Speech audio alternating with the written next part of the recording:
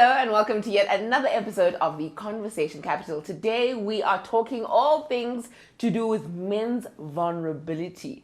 Very difficult topic, but it's something that often comes up when we're off air and we're conversing and we're talking about how do men deal with the trauma? How do they get past? How do they get through? I'm with the Conversation Capital team. You've met him already. It is Given, the guy who's always behind the camera. Hi, Giv. Hi. How are you doing? I'm good. And then we've always got the voice of reason, Bonga Bueta. And so we're hanging out as a Conversation Capital team. In fact, as most of our conversations, hanging out off air, and we're packing up, and we're like, actually, that was like the conversation we should have had. we need to get to and it's great sometimes it doesn't always come out the way we did it, you know. But we'll try to articulate as best as we can. And once again, it's not that it's anything that we have the answers to, but Given was just highlighting how men's sensitivities, men's traumas, men's emotions are often overlooked. Yeah. And actually, I'll open by saying, as soon as, like, you know, as Given was talking, so I grew up with a brother who's close to me in age. He's 2 years older than me and significantly more sensitive. Yeah. Right? And significantly more in tune with his emotions than I am. And it's a beautiful thing, like very emotionally in tune. Like, I will shut off and just, I need to do what I need to do. Yeah. He'll stop to feel what he's feeling and to go through the motions. But I think that it's something that I literally am only recognizing about my older brother. And it's not that I didn't know, but I'm recognizing it and acknowledging it. Yes. You know what I mean? Because it almost felt like the thing that he wasn't supposed to be that, man. Yeah. You know, he wasn't supposed to be that. My brother will feel deeply 9/11. Deeply, you know, like deeply, like into your news, man. I'm not saying, I'm saying it's a tragedy, but you know, I won't look at the news and feel so deeply about it. Yes. And so the older I grow, the more that, and I remember the time I said it to him, and I said, yes, you know, I'm really learning how emotional men are and how they have emotions. Yeah. And he was so offended. He was like, what Like, did you just say? Like, You thought all along we the whole existing? time I'm like a brick. Like, what is, like, you know, and I felt so bad because at that time many things were happening that made me realize that I disregarded men's emotions often. Yeah. And disregarded in the sense that I felt like they're not supposed to feel that much. Or they Walk don't. it off. Or they I think we don't. assume they don't. Yeah. It's not that they're not supposed to, especially nowadays. It's not like they're not supposed to, but I don't think they think of things that way. We learn and are socialized into believing men take on things a lot better. They are less emotionless or less in tune with their emotions. So our assumption is that it's not hurting you as much as it's hurting me. Or Yeah. Give that being said, I mean, you're the only man now in the panel. Like, Yeah.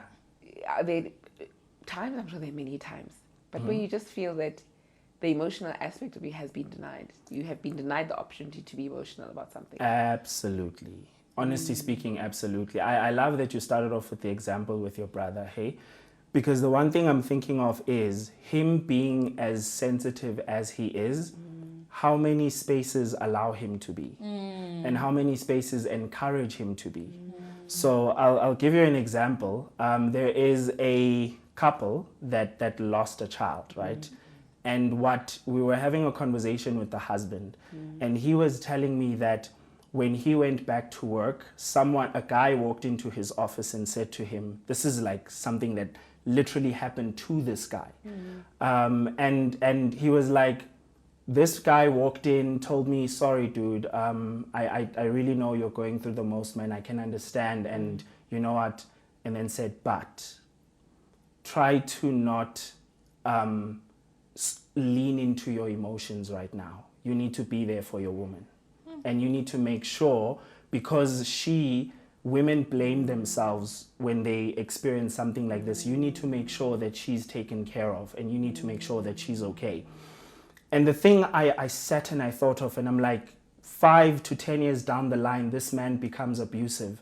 This dude comes and says, how dare you do something like that? But you forgot that 5 years ago, you told him not to deal with his emotions.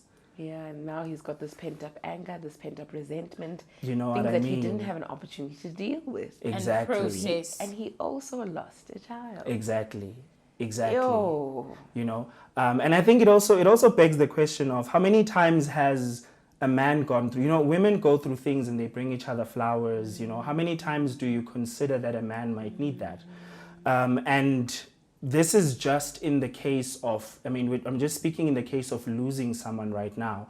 But I mean, one of the more common that most men have experienced is like if you're in a relationship, and which is something I love having conversations about this, not because I'm trying to attack, but I feel like it's time to fix what we've done wrong. So like, for example, we know if you can go into society and make a list of women's insecurities, I could even beat you guys on your insecurities because they're just so well known. You understand? Like we joke about them, right? We sit down and we joke about don't make fun of a woman's weight, don't talk about a woman's beauty and point out. Don't ask a woman's Don't age. ask a woman about her age. But any day, You understand what I mean? We can laugh about a man's. I feel guilty when you said that. I would have said it. And if a man said that to me, I would kill him. Exactly. So it really begs the question, right now, I know for sure there is a problem that we don't have as much of a general understanding of men's insecurities, men's traumas, and the things that men are sensitive towards. This is referring to our emotions. Because here's what I believe happens. Because men react to different things, women then assume that this doesn't hurt you. You don't get hurt. Because in women's world, you have very specific things that we're all generally aware of, right? Like, I don't know of a person who doesn't know that you don't just ask a woman about her age, especially the older she gets, right? The less you just have that conversation. It's such a norm that it's offensive. Exactly. So then it brings about the question, this is something I would challenge you to ask yourself, right? What are the things, make a list of the things that men are sensitive towards. The things that you shouldn't joke about. Because if you look at, for example, we've had a conversation here about how women struggle with, there's a friend of mine actually who does not want to date a guy who does not have a job, who's unemployed, right? You being one of them. Right? And here's the thing, I can understand where that comes from. But now the thing is this, have you sat down and considered the fact that that is a sensitive spot for him? And is he allowed to have it as a sensitive spot? This is not me defending men being overly compensating for not having any finances, right? But is he allowed to have that as a sensitive spot? Like, let's not talk about this in the same way, let's not talk about my weight. Yes.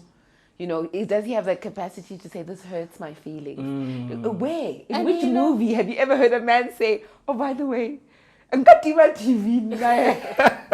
And it's crazy because outside of relationships, we speak about how difficult unemployment is. You know, we speak about the country's experience, the realities. Families are aware. Putting in an application.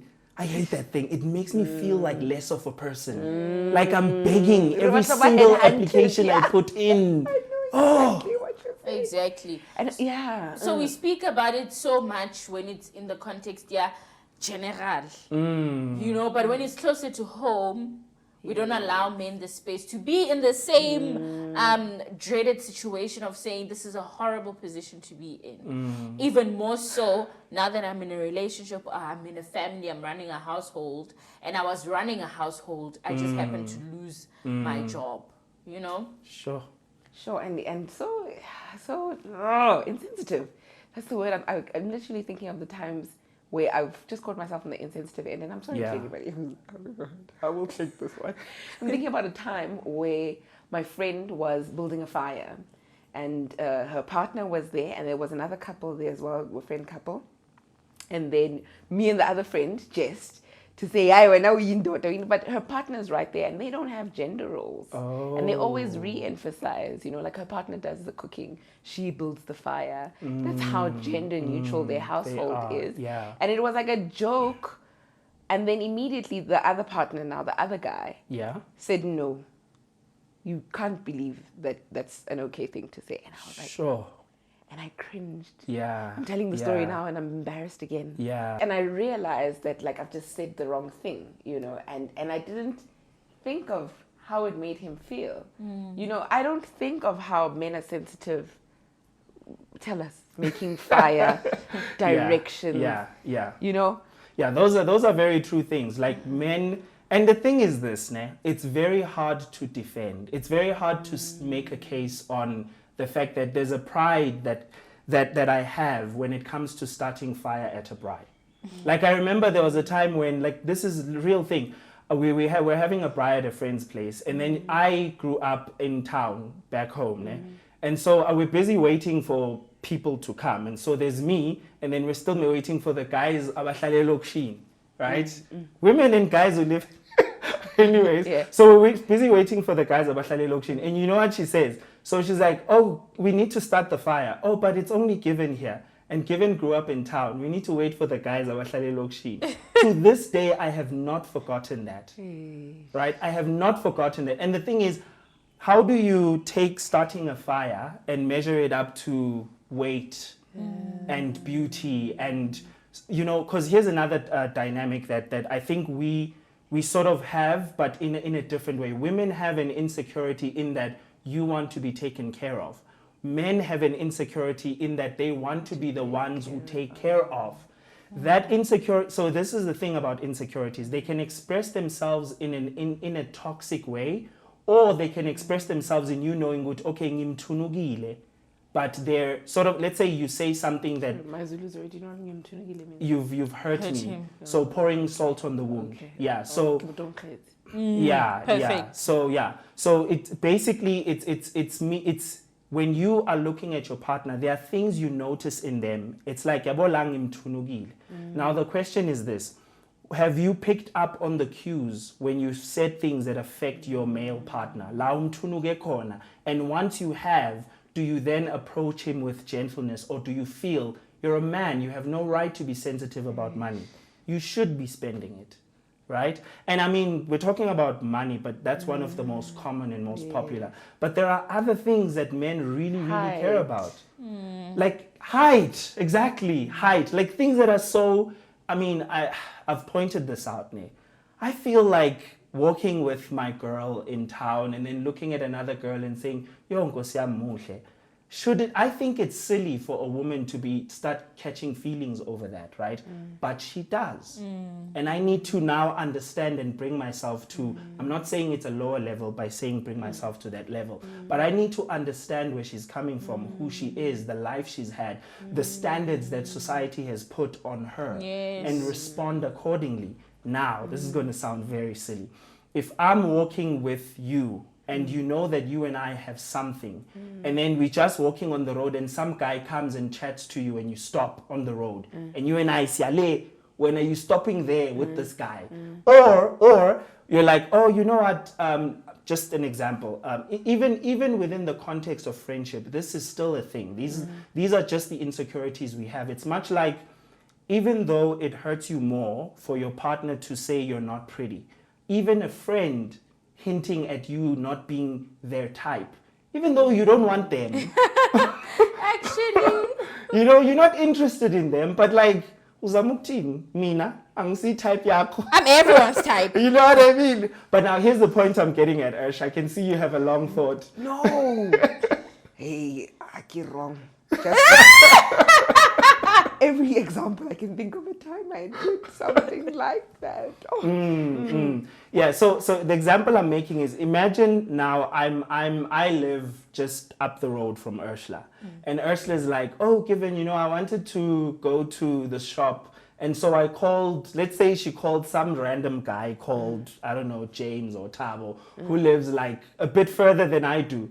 In my mind, I'm like, why did you leave me and go and call him? This means I can't protect you.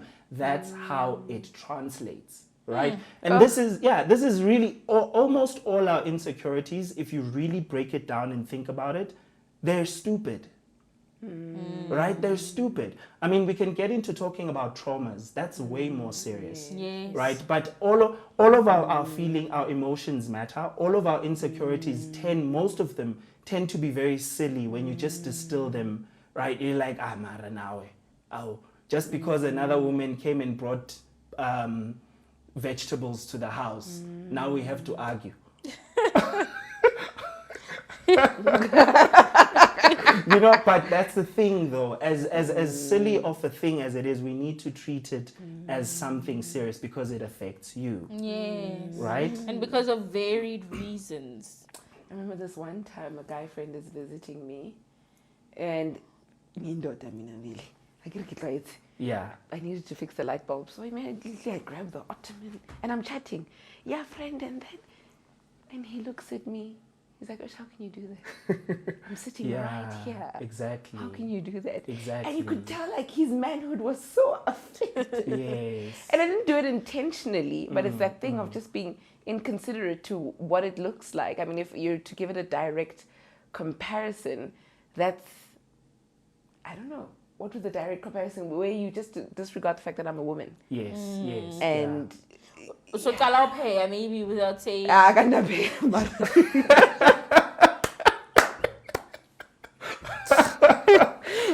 here's the thing, that might not be your pressure point, but it's some woman's pressure point. Yeah, like And she how are needs you to be cooking when I'm acknowledged. here? Exactly. Like there are women Yes. who actually take offense if their man gets up and starts browsing the kitchen for food. It's like, why didn't you say you're hungry? You understand? No, and I'm just jibber jabbing. It also affects me. You understand? Yeah. And I know I like to be the one and who food. caters. Yeah. No, You me my send space. messages.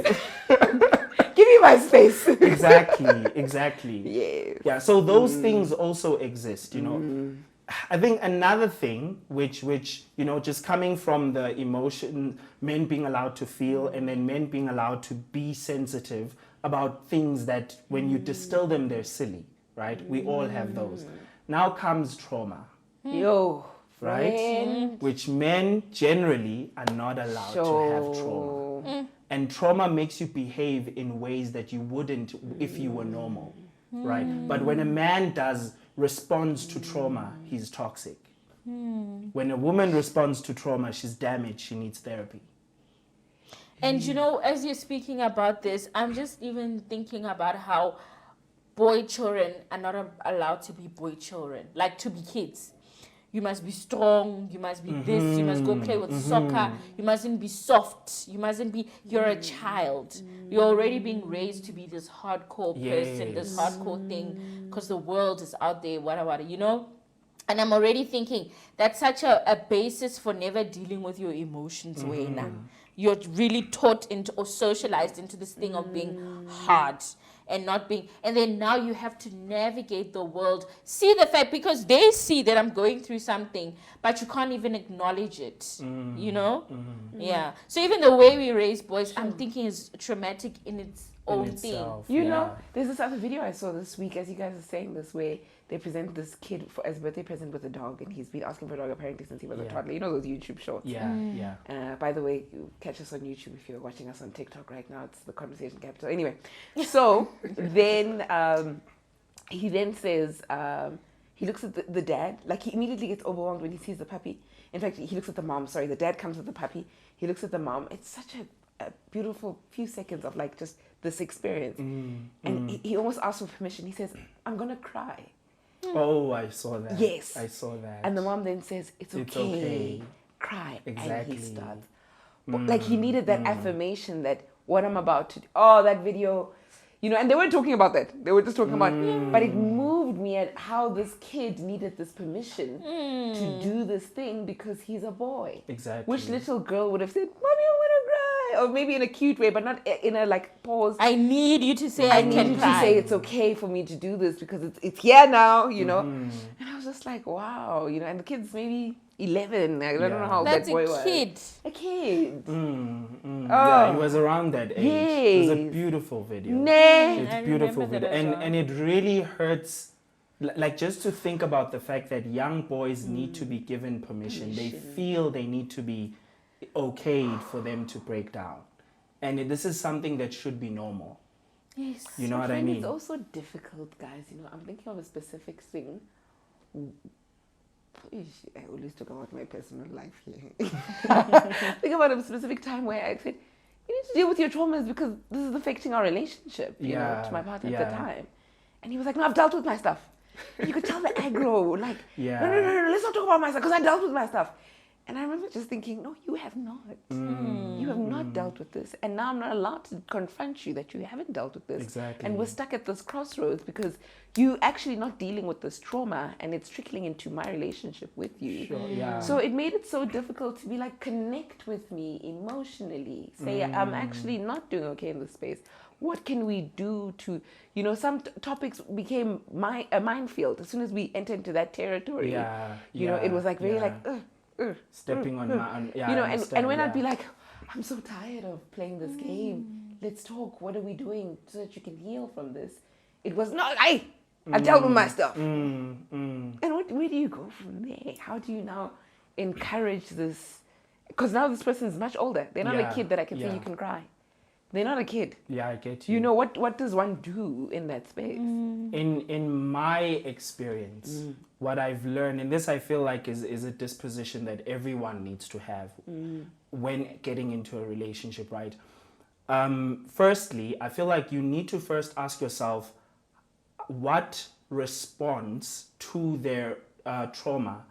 When a person responds to their trauma, we respond in different ways. I could be violent, I could be too aggressive, or I could shut down, right? Because I don't want to go there and I'm afraid of what it'll do to me because I know what happened where I come from. Or, I mean, it's much like many men our ancestors who had to, the fights that they've had to go through during apartheid. There are things that we're done blaming our parents of because we know where they come from. Like, I mean, how many of us cannot have stopped asking our mothers to say, I love you? Right? You understand? Because you know where she comes from. You've grown up and you've begun to understand, Huri, for mom, this is like leaps. Right? Yeah, and that's a person who has had traumatic experiences. That's how you should think about it. Now, the thing with, there are times when you can see, so here's where I'm getting at, right? The point is you need to become a safe space for that person. Right? And here's the thing. In me saying that, I know that there's a woman who probably wrote a list of things that they want a man to be for them, and one of them is a safe space. But you've never considered that you yourself need to be a safe space for him. I need to know that I can tell you that I'm addicted to porn, and you will become a safe space for me. Are you willing to give me the room to outgrow this thing so that I can sincerely come to you and say, babe, it's a struggle, and not, ooh, babe, you understand? And then we get into a fight. Wait, babe, I get it. It's an addiction. Let's work on it. Let's talk about it. What are your triggers? Are you willing to talk about it today? I'm not ready, babe. Okay, cool. We can take our time. Then when the person is aggro? So that's why I'm saying, right? This will obviously be at your discretion. I'm not saying apply this It's to not blanket, every, Some will spaces, be, some people don't Exactly. deserve that, or the situation or the context doesn't deserve the safe space. It's not safe for you. Exactly. Yeah. So you do need to consider that, is this person being, because that one, here's the thing about it though, it's very subjective, and sometimes you know what's the sucky thing, right? When you are in a relationship and then you realize that a person has trauma, that particularly a guy was responding in a certain way because of trauma that they experienced when they were younger. I mean, there are guys who are raised by mothers who refuse for them to cry. They beat them for crying, right? Imagine that. Just because you were beaten at school, you come home crying, and you get beaten for crying. Now, you expect me to just, out of the blue, snap Thanos, and then our relationship has this warmth and I'm sensitive and I've just walked away. There's no one who can do that. Trauma takes time to overcome. You understand? So the thing I'm trying to get at is, first of all, it's very subjective, and you don't be the woman who had a good guy who was trying to deal with himself. He was just not perfect at it, and then you overreacted, then realized later in life that Yasmara, that guy was not that bad. He just needed time to deal with his trauma. He just needed me to be a safe space, and I refused to be, because I believed a man is not allowed to be this. You know what I mean? Okay, silence. Because we are reflecting. No, I don't even. No. We are reflecting.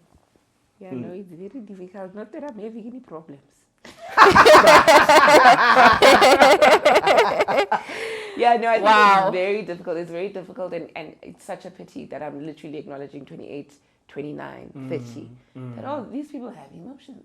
Yes. And trying to reach them at an emotional level. I'm only trying to do that now. Whereas with the woman, yesterday there was a delivery man who came. Yes, I ordered takeout, delivered chicken licken. And then as he was giving it to me, he goes, immediately any woman in any store, I say, King. Oh. And now I'm learning to do that, to do the same. So I say, what's wrong? And he's like, yo, ma'am, I'm tired. I've been up since 6. You're my last delivery, and I'm just really tired. It's like, please go sleep. He's like, thank you. Then he drives out.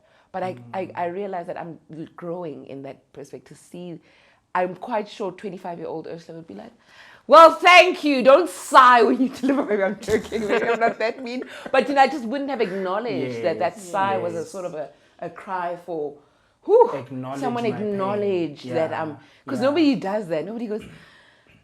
Like, you could just... Nobody has to do that. And you could just... It's a cry. Just see me.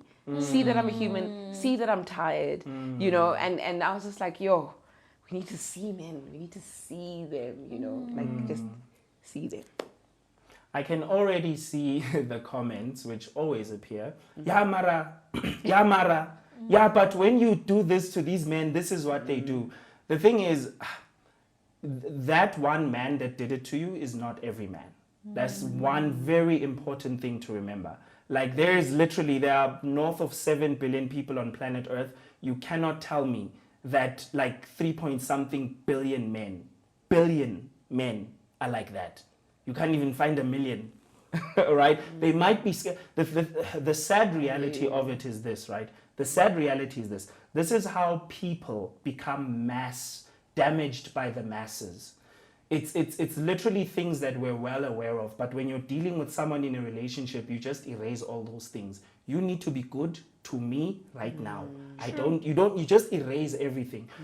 So it's much like we know, like, guys, we can literally, if we were to say, everyone on YouTube right now, if you have a baby boomer parent who struggles to say I love you to you, and you've shown them grace, say amen.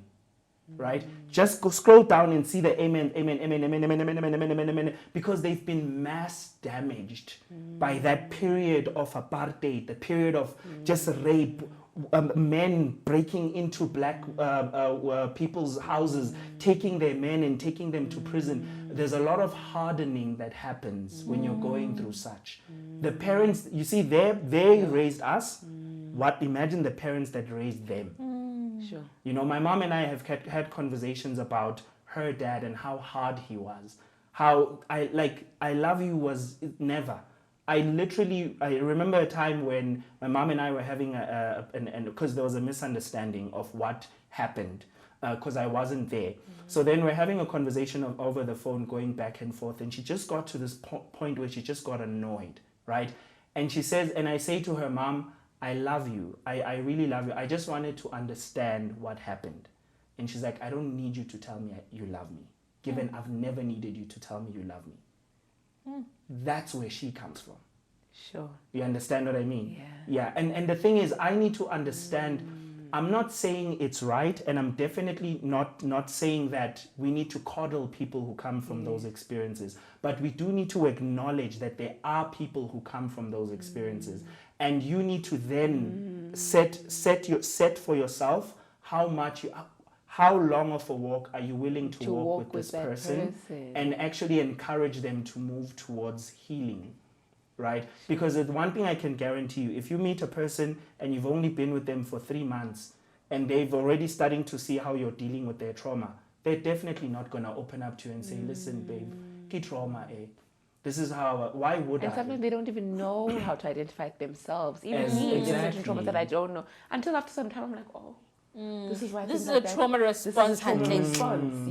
So you can imagine that you're in the dark, you know that something is off. Yes. And then now, wherever you're heading to, it doesn't feel safe. Exactly. To express this offness, to really delve into it with another person. So you don't know that it's a trauma response, and then this doesn't feel like a safe space. Oh my goodness, life is so difficult. Exactly. Relationships are so difficult. Very. Friendships are so difficult.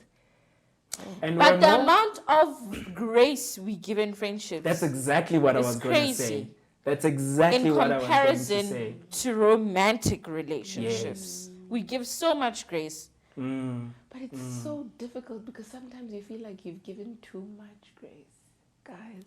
But how do you strike the balance? Because sometimes you look back at a relationship and you feel, hey, oh no, in the spirit of trying to be graceful, you end up being a bad. Hey, I know life is so hard. But have you really think about your friendships and think about how much grace and think, did you really, or were your expectations that high because it's a romantic relationship, right? For me, if it's not stuff like, and I mean, this could be different things for different relationships, but for me, if it's not stuff like cheating or what, was I really a Barbie? Or a person deliberately, you know, something. or a person deliberately, like you can see this is deliberate, or does someone really not know how to do better or be better, you know? I hear what you're saying, you know, and like you're saying, are you really a Barbie for giving love a chance? Exactly. You know, for giving a human being a chance. Exactly. And you remind me of I'm digressing, but it's reminding me of what Given said about some of the outlooks our team members have on love. You don't have to feel bad for wanting that old school type of love. Yeah. You know? Yeah, you're talking to me. Okay. Yeah. I didn't want to say that because I didn't want to like. Because like, why do you always feel bad for wanting to be monogamous and for being heterosexual? Like, it's okay. And wanting to be what the girl who wants to cook for their partner and go all out and fall in love within. And falling in love within 3 days or 4 days. Why is that wrong? Yo, guys, that's actually, you just described me to the core. There's nothing wrong with that. You know, and what I like about what Given has said is that how much of a road are you willing to walk with this person? And I think that's adding a perspective to me, because I used to say to myself, I need to see if I can accept this, or how much of this can I accept.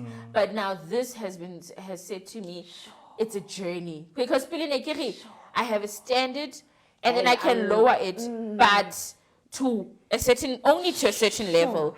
But then Given is saying you can get somewhere with someone and journey in time, with them. And journey with you. But also we must be very careful, because like you said, we must be very careful of not falling into the trap of now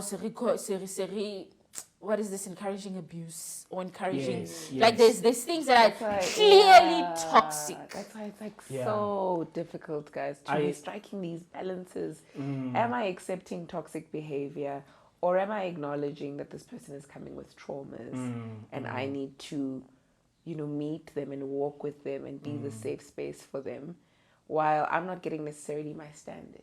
You know, it becomes. You know, I completely agree with you. Definitely, it really takes maturity to know when you've tolerated too much and when it's time for you to just, you know. I think one of the things that are a good guide is, first of all, it's very personal. Quite honestly, you need to know, like, from this point on, it's now more abuse than it is me now helping this person through a journey. Because there are some things, traumas that people have, triggers that you can live with, right? Like, sharp, I can live with this. Like, there's another thing which I feel is a good way to sort of like behave. So in saying that walk a journey with a person, it is not equivalent to me saying, when it happens, don't have a conversation about it. Don't express to them how you feel. You need to be able to calmly sit them down and say, you know what, babe, this happened and you did this and I didn't like that. I'm not trying to start a fight or anything, but it's just something I need you to know. I'm hoping that it's something you're willing to work on. So this is all about the approach. If you're consistently giving a person that, and then they keep spitting on that, then we have a problem. You can get to the now I've reached the end much sooner because you've calmed yourself. It hasn't always been, babe, aye, huh? Yin manje.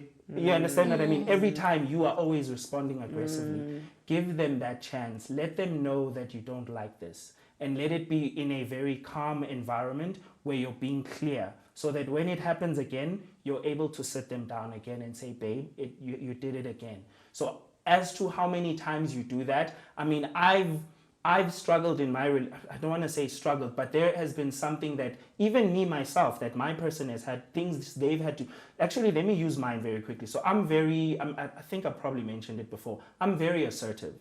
My voice is loud, and the person I'm with is very soft spoken. So when we are amongst people, and when we're together, I used to tend to sort of like overpower her, even in conversations, instead of saying, like, even being the one to be like, if we're having a conversation here, oh babe, you remember you were telling me about, don't you want to tell them, and just give them that lead. Chance, yes, you understand? To sort of, I would just go on and on. It's the give and show this one. You understand? So that's something she had to deal with for a very long time, you know, and we continued to have conversations about it. So that's something that you're going to have to make a personal decision about. You're going to have to sit down and ask yourself, what is, first of all, the point at which I'm like, no, you've gone too far. And are you willing to are you with a person who's willing to listen to you when you say, babe, I really didn't like that. I get that. Yeah, I really did it. And I'm hoping, and I know you might not change overnight, but I'm hoping over time it can get better and better. You know what I'm thinking about is the fact that even this marker, Yahore, I'm willing to only accept this, or I'm willing to only accept that. I'm thinking about how even that could be a trauma response, because there are people who've never received so much love. Even, I almost said, but even when people throw things at them, they accept them so much because they love having just someone who says they love them. So their threshold for taking things is so much higher that they don't see how, no, this is bad now. It's toxic. Because it's also a trauma response. I'm just with you. I'm happy I'm with you. There's someone who says they love me. And because they didn't get that from whoever, whether parent, family, whatever situation. So even that threshold, it's quite scary when you think about how someone can continue taking on bad things based on their past traumas as well. It's not going to be everyone who's going to say, no, again, this is it. This is toxic. You know? I've given you that grace. Oh, all I'm hearing is it's complicated, it's complicated, it's complicated, it's complicated. It's very complicated. Yeah, I think it's very complicated. And like you said, you know, the moment you mature, but in a weird way for me, like, it's just better when you're younger also. You know? You mean to deal with the trauma? To relationship. Yeah. For me, it's purer. Yes. It's like, I like you and I like hanging out with you. And but has the relationship really begun though? Or is it just that that love is very surface? But right now it's like, does he have a job? There's so many like things now. When I literally always go back to, I remember, hey, mom and dad, when I was 19, I dated a guy who one day at the garage, I'm like, regular chocolate. He's like, I don't have money. And I could see how embarrassed he was, and I felt so bad that I had embarrassed him. And we didn't break up. I still loved him. Even though he couldn't buy me a chocolate at the garage. I didn't get on a chocolate. You know, so it's so tricky because the maturer you are, the better decisions you make, and the better you can relationship. But the younger you are, the purer the relationship, the more innocent the relationship. So we are just always stuck, guys. It's a joke. We're in a matrix anyway. Thank you so much for joining us. I think this was such a conversation that was, you know, very much, we touched on everything, but I think the big take home is that men have emotions too. They have feelings too. They have traumas too. Try to meet them at that place in the same way. You know, the examples that I always go back to, as soon as you say Women's Month, Women's Conference, you can immediately think of posters, you can think of, but where do men go to? Where do men have men's conferences? You know, I know a specific organization, my church, has a men's thing, and when they had the men's little conference division. I was so surprised. I'd never seen it. Yeah. And I was like, wow, they've got this thing where they have a community of men and they deal with those things. They deal with traumas. And I'd never seen that, and just goes to show how foreign it was to me. And so, that's the thing. Like, we're always learning. We're always learning new things. But I think for today's episode, we've touched on so many things. But definitely the take home is just to be more mindful that this is an emotional person.